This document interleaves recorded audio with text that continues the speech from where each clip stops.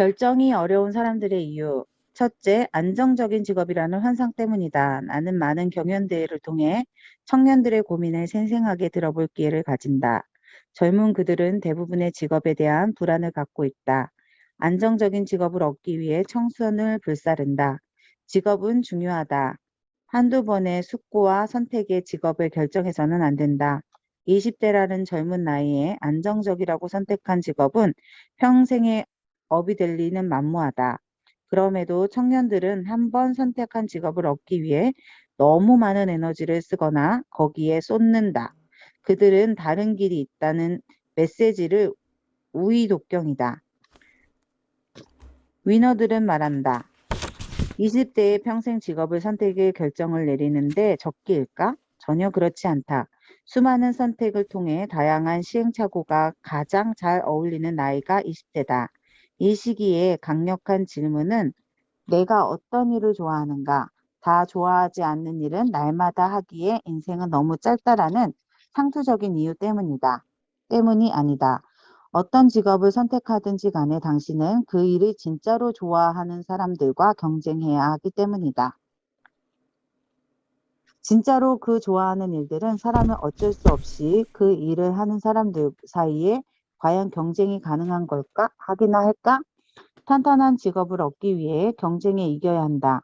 내가 정말 좋아하고 잘하는 일을 찾아 떠나는 모험과 용기, 도전을 선택하지 않으면 절대로 안정적인 직업을 얻을 수 없다. 둘째, 나중에 결정해도 된다는 착각 때문이다. 결정은 자꾸 미루는 이유는 자기 자신을 신뢰하지 못해서다. 중요한 결정을 미룰수록 현재의 삶은 취약해진다. 빨리 중요한 결정을 해야 한다는 압박감에 눌려 계속 고민과 생각이 많아진다. 이는 왜 이렇게 나는 우유부단할까라는 자책과 죄책감으로 이어지고 결국 꼭 내려야 할 중요한 결정은 불가능해지는 상황에 이르고 만다. 위너들은 말한다. 중요한 결정을 미루고 있다는 것은 그 결정을 내리지 않겠다라는 결정을 내린 것이다. 아무리 결정을 내리지 않은 상태라도 가능하지 않다. 결정을 내리지 않는 것 자체가 하나의 결정이기 때문이다. 결정을 미루고 있다는 것은 모든 것에 기존에 해오던 대로 놔두겠다라는 결정을 내린 것과 같다. 이런 상태에서 오래 지속되면 삶이 어떻게 될까? 위너들은 당신의 목표가 움직이는 에스컬레이터 위에 있다고 상상해 볼 것을 주문한다. 목표를 물끄러미 바라만 보고 목표에 계속 당신에게서 멀어져 간다. 탑승하지 않으면 결정을 미루고 망설이는 동안 당신의 목표는 당신의 손에서 미치지 않는 곳으로 사라지게 된다. 지금 탔어야 되는데 하면서 목표를 바라보면 그렇게 된다고요. 중요한 목표가 생겼다면 즉시 에스컬레이터에 올라타야 한다. 즉시 실행에 옮기는 결정을 내려야 한다. 셋째, 잘못된 결정에 대한 두려움 때문이다. 하지만 잘못된 결정이란 존재하지 않는다. 어떤 특정한 결정을 내렸다는 것은 다른 대안들을 버렸다는 의미다. 잘못된 결정이 아니라 다른 결정을 내렸을 뿐이다. 여름 휴가를 바다로 떠날지 산으로 향할지 고민하다가 산행을 선택했다고 보자. 그리고 산에서 보낸 열흘 내내 폭우가 몰아쳤다고 해보자. 이 결과 두고 잘못된 결정을 내렸다고 자책할 일인가? 전혀 그렇지 않다. 산이 아니라 바다로 떠났어야 멋진 휴가가 되었을지 알 수 없다. 날씨가 눈이 부시게 맑았지만 식중독에 걸려 숙소 침대에 내내 누워있는 신세였을 수도 있다. 산으로 떠났는데 폭우 때문에 산장에 갇혔지만 그곳에서 평생의 인연을 만날 수도 있다. 잘못된 결정이란 없다. 그러니 두려움도 없다. 위너들은 말한다. 생각만 해도 두근거리는 목표나 꿈이 있지 않는가? 즉시 그걸 찾아서 결정을 내리면 된다. 인생은 그것 말고 성공에 이르는 다른 길은 없다. 그러니 신속하게 결정을 내려라. 당신이 결정 근육을 키워나가라. 자신의 가치를 평가절하하지 마라. 다음 몇 년 후 한 사람이 당신의 삶에 새롭게 등장할 것이다. 그는 당신의 집 열쇠와 자동차를 갖고 있을 것이다. 당신의 집에서 살고 당신의 식탁에 앉을 것이다. 그리고 당신이 열심히 일해 구입한 모든 물건, 당신이 아끼는 모든 물건을 사용할 것이다. 당신의 통장 거래 명세서를 읽고 당신이 지난 몇 년 동안 실제로 어떤 일을 했는지 체크할 것이다. 그는 당신의 침대에서 잠을 잘 것이다. 그는 다름 아닌 바로 몇 년 후의 당신이다. 당신이 오늘 내리는 결정과 오늘 실행에 옮긴 일, 오늘 포기한 일들이 몇 년 후의 당신을 만들어낸다. 몇 년 후 당신을 찾아올 그는 어떤 모습일까? 어떤 일을 하고 어떤 친구와 함께 지낼까? 수준 높은 삶을 누릴까? 충만한 삶을 사는 유쾌한 사람일까? 답은 오늘 당신이 선택한 결정에 달려 있다. 자존감이 낮은 사람은 아무런 위험을 감수하지 않음으로써 자신을 보호한다. 이 때문에 많은 사람들이 자신이 전혀 좋아하지 않는 무언가에 매달려 오늘을 살아낸다. 마음에 들지 않는 삶을 계속 견뎌내는 것. 그것이 가장 위험이라는 사실을 관가한 채 위너들은 말한다. 위험하지 않는 삶을 지금 살고 있는가? 그렇다면 당신은 더 아래로 떨어질 수 없는 바닥에 웅크려 있을 것이다. 위너들의 공통점은 결정을 신속하게 내리고 그 결정을 오랫동안 고수한다는 것이다. 평범한 사람들은 이와 반대로 행동한다. 결정을 내릴 때 오랫동안 망설이고 그 결정을 쉽게 뒤엎는다. 위너들이 신속하게 결정할 수 있는 이유는 아무런 결정을 내리지 않는 것보다는 차라리 바쁜 결정을 내리는 편이 인생에 도움이 된다는 사실을 알고 있기 때문이다. 위너들은 말한다. 뚜껑을 열었을 때 그 결과가 항상 좋은 것이기를 기대하지 마라. 그건 기대가 결정을 미루게 하고 새로운 결정을 두려워하게 한다. 뚜껑을 열 때 어떤 결과가 나올지 몰라 가슴이 두근거리는 삶을 살아야 한다. 결과는 아무것도 아니다. 정말 아무것도 아니다. 신속한 결정의 열쇠는 자신의 가치를 아는 것이다. 자신의 가치를 분명하게 아는 사람은 쉽게 결정을 내리고 도전하고 깨지고 일어설 줄 안다. 그것이 바로 성공하는 삶이다.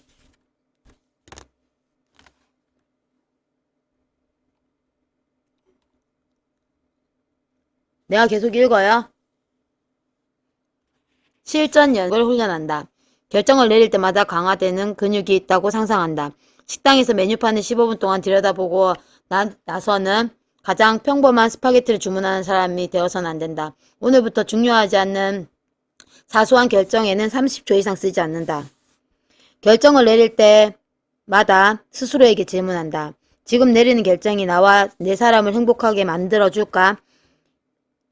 이를 통해 내면의 목소리에 귀 기울이는 법을 배운다. 다음의 질문에 대한 답을 주기적으로 노트에 적는다.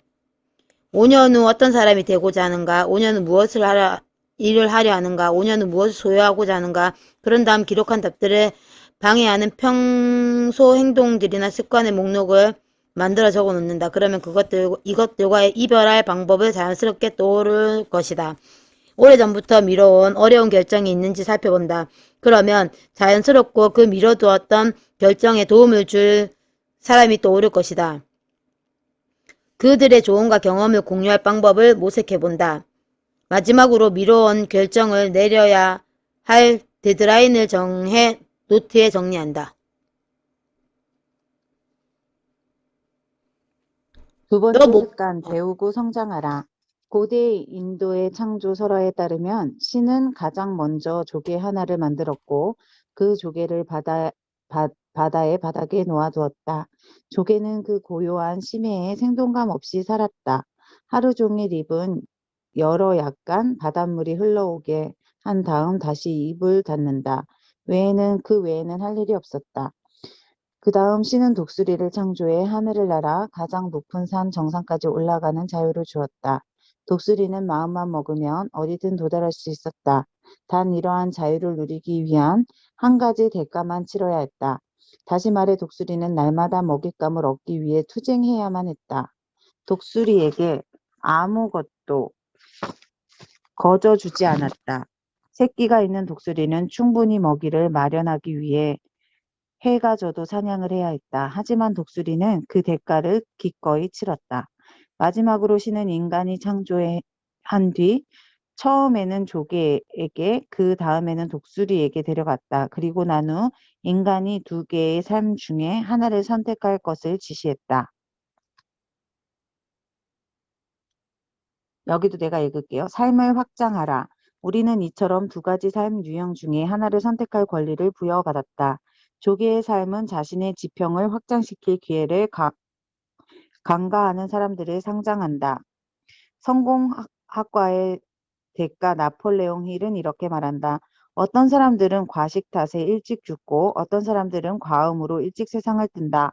또 어떤 사람들은 할 일이 없어 빨리 늙어 죽는다. 독수리의 삶을 선택한 사람들은 분명 쉽지 않은 길을 가야 한다. 이 험난한 길을 완주하는 방법은 하나밖에 없다고 위너들은 설명한다. 당신은 배우고 성장할 기회를 얻으면 진심으로 기뻐하는가? 그렇다면 당신의 독수리를 자유를 선택한 사람이다. 성공하는 사람들은 왜 한결같이 탐욕가인 줄 아는가? 배우고 생존하고 번영하고 확장하는 데 독서만큼 가성비 좋은 방법이 없다는 것을 잘 알고 있기 때문이다. 성공하는 삶이란 특별한 것이 없다. 똑같이 주어진 시간 안에 더 많이 배우고 더 많이 성장하는 삶. 그것이 가장 성공한 삶이다. 성장은 유전자 코드의 핵심이다. 살아있다는 정의가 무엇인가? 바로 성장한다는 것이다. 그렇다. 살아있는 모든 것은 성장한다. 바닷속의 산호를 떠올려 보자. 산호가 성장과 변화를 멈추면 죽어 있는 돌뿐이다. 따라서 성장의 생명의 원칙이다. 키가 자라고 몸무게가 커지고 단순한 물리적인 성장이 전부가 아니다. 목표를 향한 성장, 즉 진화해 나가는 것은 중요하다. 진화는 생존 능력을 키우기 위한 성장 발전해 나가기 위한 성장이다. 아이들을 관찰해 보라. 그러면 평생에 걸쳐 성장하고 배우는 것은 인간의 본성임을 알게 된다. 아이들에게 끊임없이 탐구하고 새로운 것을 겁 없이 호기심을 나타내고 적극적인 경험에 강렬하게 추구한다. 아이들은 모험을 즐긴다. 몸이 사리지 않는 재미있고 신이 나기만 하면 넘어져 무릎을 까지는 것쯤은 문제가 전혀 되지 않는다. 내가 지금껏 만난 위너들은 모두 아이들처럼 뜨겁게 배우는 사람들이었다. 그들의 독서는 조용하지 않다. 그들의 독서는 요란하고 맹렬하고 활기가 넘친다. 마치 책을 통째로 씹어먹은 괴물과 같다. 사람들과 토론을 즐기고 그 누구보다 퀴즈를 좋아한다. 찾아낸 답이 오답일지 몰라 내놓기 망설이는 행위 따위는 꿈에도 하지 않는다. 그들은 끊임없이 뭔가를 읽고 쓰고 내어놓는다. 더 나은 답과 결론이 나타나면 과거의 답을 꺼리낌 없이 휴지통에 던져버린다. 위너들은 말한다. 배움과 성장을 즐기는 사람들은 성공할 확률이 높은 이유는 그 과정을 통해 인생을 수정하는 것이 두려움이 아니라 얼마나 즐거운 일인지 알게 되기 때문이다. 배움과 성장이 없으면 변화도 일어나지 않는다. 입을 여닫는 일로 평생을 보낸 조개는 변화가 어떤 말인지조차 알지 못한다. 위너들은 다시 말한다. 배움과 성장이 멈추면 삶이 공허해진다. 욕구가 충족되지 않기 때문이다. 충족되지 않는 욕구의 삶은 기쁨과 에너지를 앗아간다.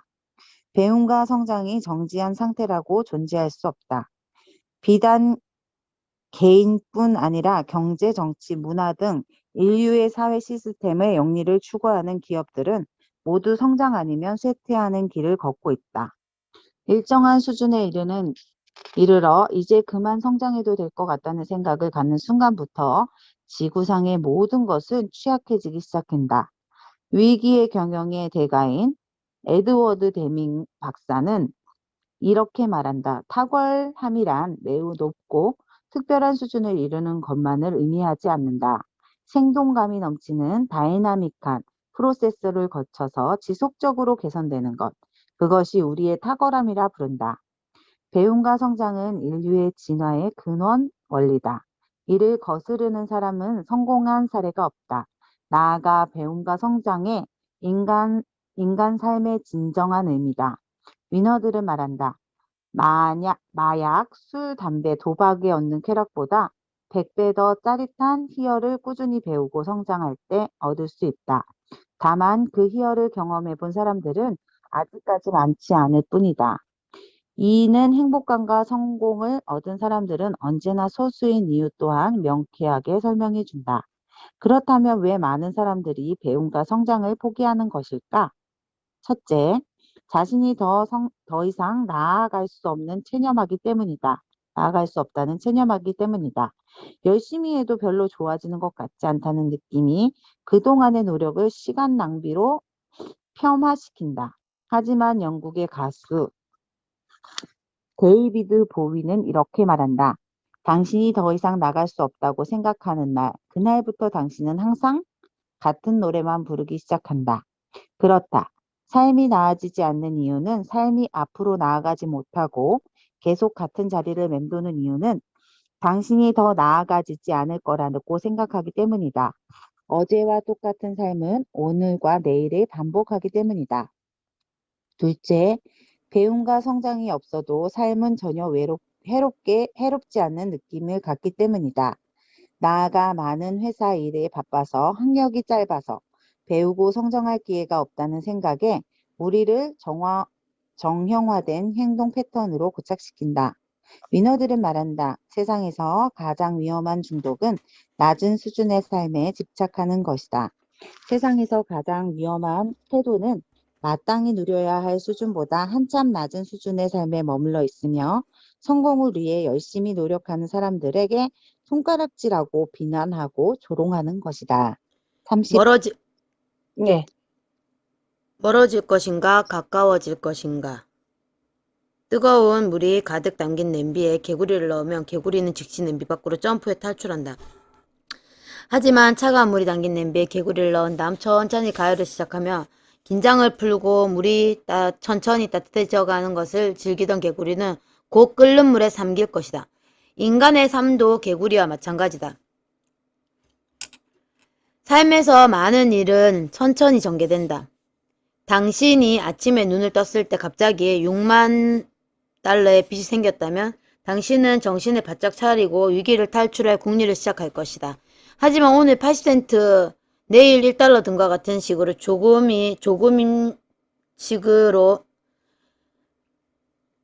내일 1달러와 같은 식으로 빚이 조금씩 늘어간다면 이를 대수롭지 않게 여길 것이다.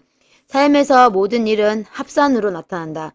조금씩 빚을 지면 어느 날 갑자기 가난해질 것이고 조금씩 저축을 하면 어느 날 문득 부자가 되어 있을 것이다. 하루아침에 몸무게 30kg이 불어나는 경우에는 인생에서 일어나지 않는다. 반면에 하루에 1kg씩 늘어나는 경우는 비일비재하게 일어난다. 작은 변화들이 합산되어 인생의 질을 완전히 바꿔놓는다. 목표에 근접하게 만들거나 목표에서 멀어지게 만든다. 그 중간은 없다. 따라서 우리는 항상 스스로에게 물어야 한다. 나는 지금 어떤 방향으로 가고 있는가? 배움과 성장은 조금씩 우리가 원하는 방향으로 이끌어간다. 우리가 오늘 사과를 하나 먹든 초콜릿바를 하나 먹든 좋은 책을 한 권 읽든 TV 드라마를 보든 10달러를 절약하든 10달러를 써버리든 간에 지금 당신은 아무런 가치가 없어 보인다. 하지만 10년이 지나면 이 둘 사이에 커다란 차이가 눈으로 뚜렷하게 확인된다. 초콜릿, 드라마, 그리고 지출은 비만, 단편적인 사고, 빈곤으로 이어진다. 과일, 좋은 책, 그리고 절약은 건강, 지식, 경제, 안정으로 이루어진다. 삶은 우리가 내린 모든 결정의 총합이다. 1%의 기적. 미국 농부 역사상 가장 성공한 코치는 팻 라일리다. 1986년 그가 맡았던 LA 레이커스 팀의 선수들은 아무리 노력해도 더 이상 성적을 끌어올릴 수 없는 것이라는 우울한 체념에 물들어 있었다. 팻 라일라는 선수에게 이렇게 말했다.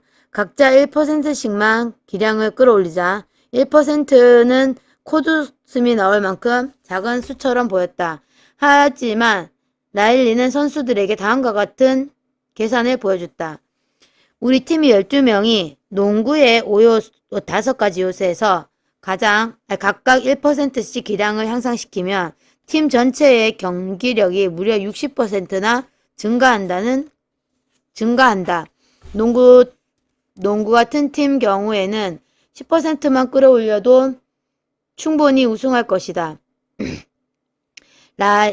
라일리의 말에 선수들은 점점 자신감을 보였다. 1%는 달성 가능한 목표처럼 보였다. 마침내 팀은 어렵지 않게 우승을 거머쥐었다. 인생도 마찬가지다. 농구 경기가 5명이 뛰는 팀 프로그램인 것처럼 인생에도 5개의 포지션이 존재한다. 건강, 인간관계, 재무상태, 감정상태, 그리고 직업 업무에서 1%씩만 그 효율성을 올리겠다는 결심을 해보라. 1년만 이를 꾸준히 실행에 옮길 수 있다면 당신 삶의 체력과 실력은 정상권에 올라 있을 것이다. 자, 마법의 물약.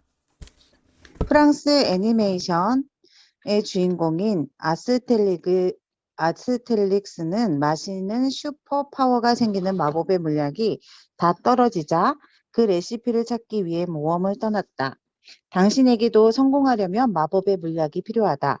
그것은 다름이 아닌 당신이 무의식적으로 강력한 영향을 미치는 독서, 일기쓰기, 세미나 참석, 산책과 운동이다. 이 약들은 어려운 상황에 닥칠 때마다 당신을 구원할 것이다. 위너들은 말한다. 퀴즈 대회에서 현재 라운드의 정답을 맞춰야 계속해서 다음 라운드에 진출을 한다. 인생도 마찬가지다. 한 단계 한 단계 올라서기 위해서 계속해서 현명한 답을 제시해야 한다. 배움과 성장에만 그 답을 찾는 유일한 방법이다. 우리에게 본보기가 되어주는 사람, 영감을 주는 책, 실수를 반성하고 자신감을 회복을 돕는 일기가 필요하다. 새로운 일을 제시해주고 동기를 부여해주는 세미나와 강연이 필요하다. 배움과 성장은 결코 우리를 배신하지 않는다. 매일, 매주, 매달, 매년. 지금까지 과거의 자신과 멀어지면 멀어질수록 그만큼 당신이 원하는 모습에 가까워진다. 아스텔릭스처럼 마법의 물약을 찾아 모험을 떠날 필요가 없다. 당신이 간절히 원하는 마법의 물약은 언제나 당신 곁에 당신을 기다리고 있다. 실천하는 연습. 매달 나는 롤모델을 추천하는 이 책에 최소한 2권 이상 읽을 것이다. 종종 일주일에 2권을 읽는 마법도 부려볼 수 있을 것이다. 함께 모여 공부하는 커뮤니티에 관심 있게 찾아볼 것이다. 지금까지 써온 성공 일기 외에 2개의 일기를 추가한다. 그 중에 하나는 깨달음의 일기다.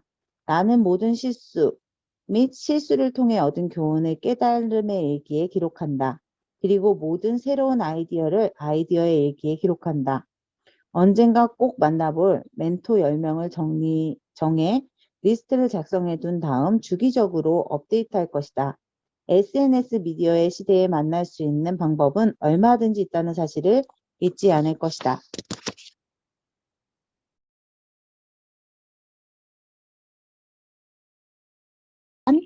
한 주 동안 몹시 바빴던 여성 CEO가 모처럼 휴식을 위해 차를 몰고 해변으로 갔다. 그녀는 해변에서 멜로난이라는 어린 소녀를 알게 되었다. 소녀는 인근의 오두막에 살고 있었다. 멜로니는 밝은 기운의 그녀에게도 전해줬다. 2사람은 모래사장에 함께 신나게 놀았다. 그런 다음 잠시 쉬고 있을 때 제비 한 마리가 2사람의 곁에 미끄러지듯 날아갔다. 저기 기쁨이가 날아가네요. 소녀가 제비를 가리키며 말했다. 뭐가 날아간다고? 기쁨이요. 엄마는 항상 제비가 기쁨을 가져다 준다고 말씀하세요. 어둠이 내릴 무렵 그녀는 멜로니와 작별 인사를 하고 집으로 향했다. 그 후 그녀가 제비가 필요하다고 느낄 때마다 해변으로 가 멜로니를 만나 즐거운 시간을 보냈다. 종종 2사람은 나란히 앉아 조용히 제비를 바라보았다. 점점 그녀는 제비가 정말 기쁨을 가져다 준다고 생각하게 되었고 멜로니를 특별한 친구로 여기게 되었다. 그러던 어느 날 그녀는 슬픔에 잠긴 채 해변으로 갔다. 멜로니는 여느 때처럼 기쁨에 넘치는 얼굴로 인사를 했다. 하지만 그녀는 그날만큼은 혼자 있고 싶었다. 오늘 내 어머니가 돌아가셨어. 그러니 날 좀 가만히 내버려둬. 어머니가 세상을 떠날 때 아프셨나요? 당연히 아프셨지. 그녀는 쌀쌀맞게 대꾸를 하고 혼자 우두커니 서 있는 멜로니를 쳐다보지도 않았다. 몇 주 후 그녀가 기분이 조금 나아졌다. 멜로니에게 차갑게 군 것이 마음에 걸려 다시 해변으로 갔다. 하지만 멜로니의 모습은 보이지 않았다. 그녀의 오두막으로 찾아갔다. 무척 슬퍼 보이는 젊은 여성이 그녀에게 집 안으로 들어오라고 했다. 그녀가 자신을 소개했다. 슬퍼. 저는 멜로니를 찾고 있어요. 우리 함께 아주 재미있게 놀았지요. 그런데 멜로니가 지금 어디 있나요? 멜로니는 지난주 하늘나라로 갔어요. 백혈병을 앓고 있었거든요. 아마 멜로니가 자신의 병에 관해서 아무 말도 하지 않았을 거예요. 그녀는 명치를 세게 얻어맞은 기분이었다. 멜로니의 엄마가 말을 이었다. 멜로니는 이 해변을 무척 좋아했어요. 이곳에 와서 살자고 제게 부탁했을 때 거절할 수가 없었지요. 이곳에서 지내면서부터 몸이 훨씬 좋아지는 것 같아 보였어요. 아주 행복한 날들이 있었고요. 하지만 갑자기 건강 상태가 악화되었어요. 멜로니의 엄마의 목에 매어 말을 잇지 못했다. 그 아이, 그 아이가 당신에게 전해달라고 부탁한 것이 있어요. 멜로니는 엄마는 그녀에게 알록달록 색칠된 봉투 하나를 건네주었다.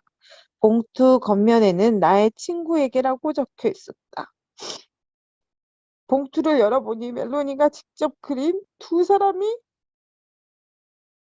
해변에 그림이 들어있었다.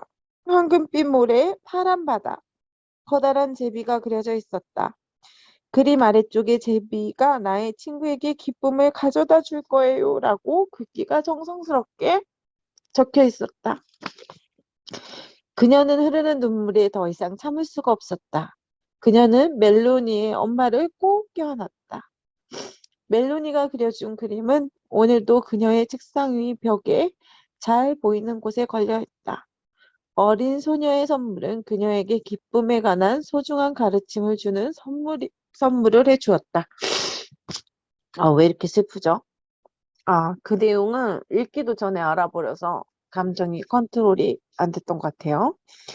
비극은 삶의 일부다. 우리는 슬픈 일을 겪고 나서 비로소 바보 같은 짓을 멈추고 삶에서 진실로 중요한 것이 무엇인지 깨닫는다. 바쁘다는 이유로 아름다움을 누리지 않고 주변 사람들에 고마워하지도 않는다. 그러다 감당할 수 없는 한계에 뛰어넘는 일이 발생하고 이를 견디지 못한 채 철저하게 무너지고 만다. 비극은 삶의 일부다. 누구도 이를 피할 수 없다. 피할 수는 없지만 무너지지 않고 극복할 수는 있다.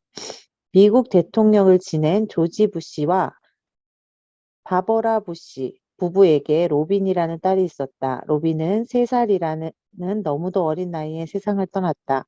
하지만 부시 부부는 다음과 같이 놀라운 반응을 보였다. 우리 부부는 로빈이 웃고 뛰어다녔던 곳에 우리가 함께 있었다는 사실이 기뻐합니다. 로빈이 우리 곁을 떠난 건 슬프기보다는 함께한 시간을 감사합니다. 로빈 덕분에 지금 이 순간 우리와 함께 살아가는 이 땅의 모든 사람들이 더욱 사랑하고 존중하게 되었습니다. 우리는 울지 않을 것입니다. 로빈은 우리의 삶에서 가장 행복하고 밝게 빛났기 때문입니다. 캐르 PDM 하루하루 힘겹고 지칠 때는 다음의 질문을 떠올려 보라. 5년 후에는 지금 나를 힘들게 하는 것들 중 무엇이 남아있을까? 없지. 답은 아무것도 남아있지 않다. 5년 후에 여전히 당신을 힘들게 하는 것들은 고스란히 남아있다면 당신은 지금보다 훨씬 이전에 일찌감치 무너졌을 것이다. 물론 5년 후에 새로운 고민과 걱정에 시달리고 있을지도 모른다. 하지만 글자 그대로 모른다는 어떤 일이 모른다. 어떤 일이 일어났을지 모를 때는 그 모르는 것이 걱정하는 것만큼 어리석은 일은 없다. 그럴 때는 소중하고 감사한 것들을 찾아야 한다. 소중하게 여겨야 할 것들은 소중히 여기고 감사해야 할 것에 감사하는 것은 5년 후를 준비하는 지혜다. 위너들은 말한다. 성공하는 사람들의 언어 습관은 인터뷰 등에 면밀히 살펴보면 그들은 마법 같은 순간들이라는 표현을 즐겨 사용한다. 마음이 행복과 평화로 가득 채웠던 마법 같은 순간들은 힘들고 괴로웠던 순간들보다 훨씬 더 많이 떠올리고 이에 대한 눈빛을 반짝거리며 이야기하기를 좋아한다. 그들은 언제나 절망, 슬픔, 우울, 괴로움이 아니라 행복한 마법 같은 순간들에 먹이를 주어 키운다. 당신은 지금 무엇에게 먹이를 주고 있는가? 냠냠, 무엇에게 먹이를 주고 계세요? 시간의 관리는 함정. 우리는 지금 시간의 관리라는 강박에 매몰되어 있다. 가장 큰 문제점은 하루에 1시간이 그토록 아끼면서 몇 년이라는 긴 시간을 방치해 놓고 있는 것이다. 자신의 목표를 제대로 알지 못한 채 시간의 관리에 매달려 사람들이 잘못된 목표에 남보다 더 빨리 도달할 뿐이다. 그 결과 중요하지 않는 무언가를 점점 더 뛰어나게 해낸다. 나아가 어느 순간 아무 할 일이 없어지면 일종의 죄책감을 느낀다. 뭔가 해야 한다는 강박감에 휩싸이게 된다. 쉴 새 없이 뭔가를 향해 하지 않으면 지루해야 한다. 잠시도 가만히 있지 못한다. 가만히 앉아 있는 생각을 풀어놓고 지금 이 순간 살아가고 있는 자신을 발견하는 시간을 확보해 볼 엄두를 내지 못한다. 시간은 언제나 나 자신을 위해 존재해야 하는데 시간을 위해서 내가 존재한다. 위너들은 말한다. 수첩에 해야 할 일과 스케줄을 빡빡하게 적혀 있어야 성공한 것처럼 느끼는 사람들이 정말 많다.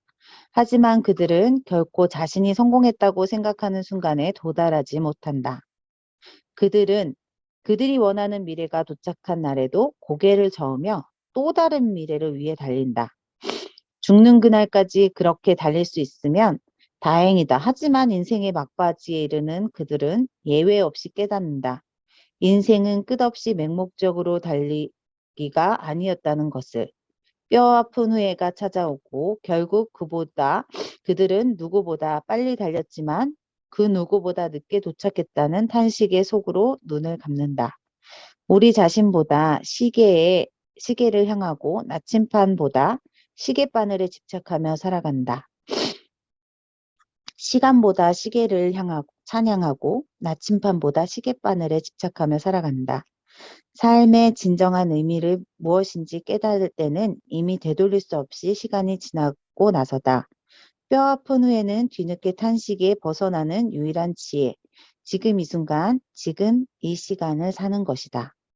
뼈아픈 후에는 뒤늦게 탄식에서 벗어나는 유일한 지혜는 지금 이 순간과 지금 이 시간을 사는 것이다.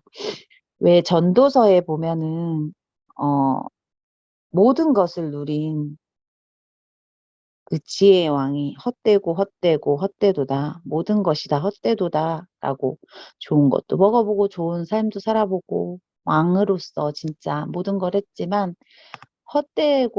헛되다.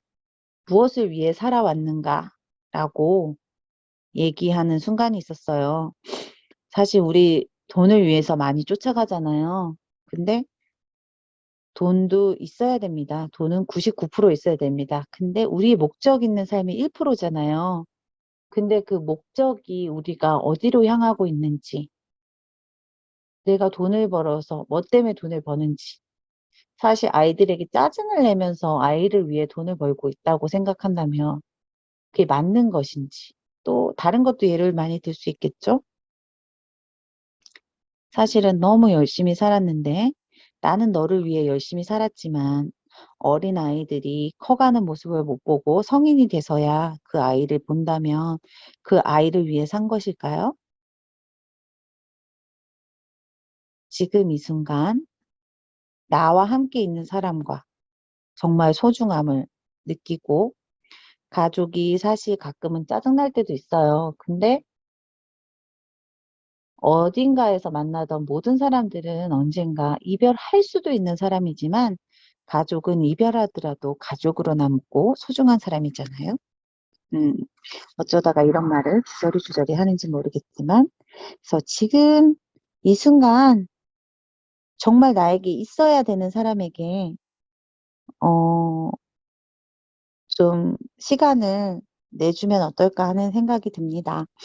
마저 읽을게요. 성공하는 사람은 시간과 함께 뛴다. 성공하는 사람들은 정신이 없어 바빠 보인다. 불철주야 각고의 노력 끝에 탁월한 성취를 얻는 것처럼 보인다. 하지만 이는 착각이다. 그들은 분명 바쁘게 살아가고 원하는 것을 위해 남다른 노력을 기울인다. 그런데 생각해보라. 바쁘게 살면서 뜨거운 노력을 기울이는 사람들은 어디 한둘인가? 우리는 대부분 그렇게 살아가고 있지 않은가? 그러니 바쁨과 노력이 탁월함과 평범함을 가르치는 기준이 아닐 것이다. 그렇다면 무엇인가 여유다. 위너들은 말한다. 인생은 마라톤처럼 평범한 사람들의 시간을 쫓으며 뛰고 성공하는 사람들의 시간은 함께 뛴다. 성공하는 사람들은 무작정 뛰지 않는다. 더 멀리, 더 빠르게, 더 효과적으로 뛰기 위해 독서나 산책 같은 마법의 물약을 마실 줄 안다.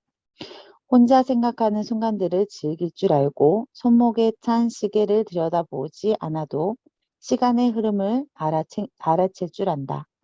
어떤 일을 하든 간에 시간의 보폭을 맞춰 함께 뛸 줄 아는 여유를 가진 사람들이 이긴다. 여유를 가져야만 소중한 사람들과 목표가 무엇인지가 보인다. 내가 지금 뛰고 있는 이유는 무엇인지 명확하게 알게 된다. 오늘을 살리는 것, 지금 이 순간을 살리는 것은 바로 이 여유를 확보하는 것이다. 위너들은 말한다. 정말 열심히 노력했지만 목표 달성에 실패하는 사람들이 있다. 이유는 그들의 노력밖에 하지 않았기 때문이다.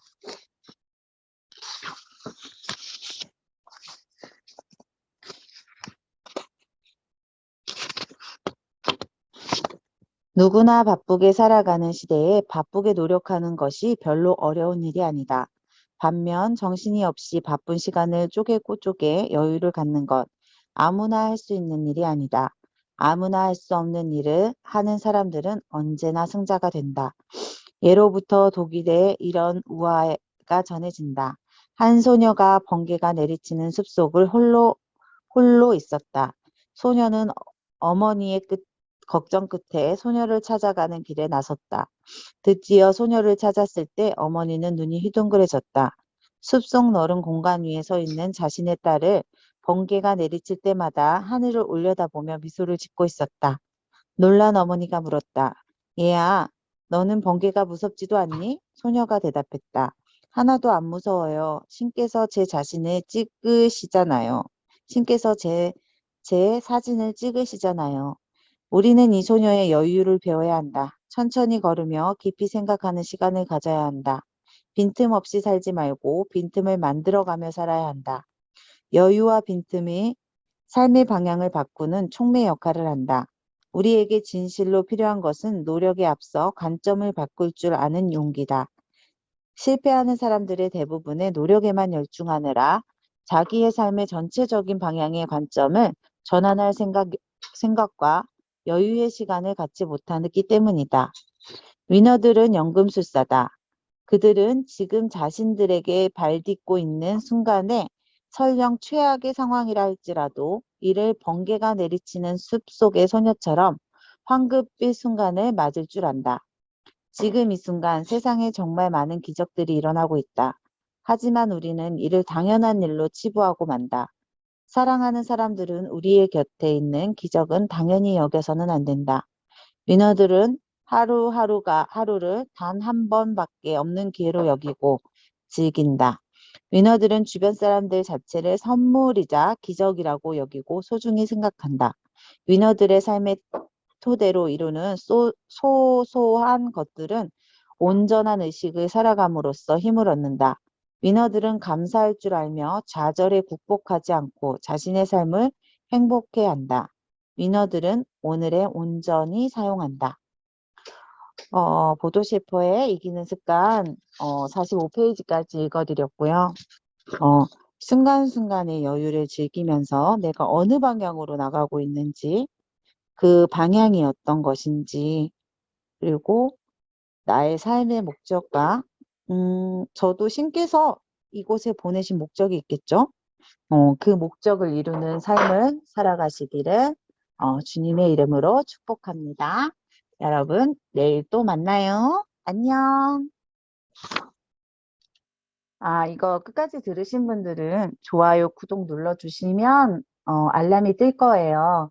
제가 번개로 제가 책 읽고 싶을 때 읽으니까 꼭 좋아요, 구독 눌러주시고요. 가끔 뭐 읽었던 부분을 또 읽는다거나 발음이 시원찮다거나 그럴 수 있을 거예요. 제가 그 전에 책을 참 못 읽었었는데 1년의 시간이 지나면서 책을 좀 읽는 습관을 들이기 위해서 하는 거니까요. 또 눈이 어두워서 이제 노안이 와서 책을 못 보시는 분들도 있고 이러잖아요. 그런 분들 들으시고 댓글에 예쁜 댓글만 남겨주시기 바래요. 서로의 마음에 스크래치 내는 그런 나쁜 일들은 없었으면 좋겠습니다. 여러분 감사합니다.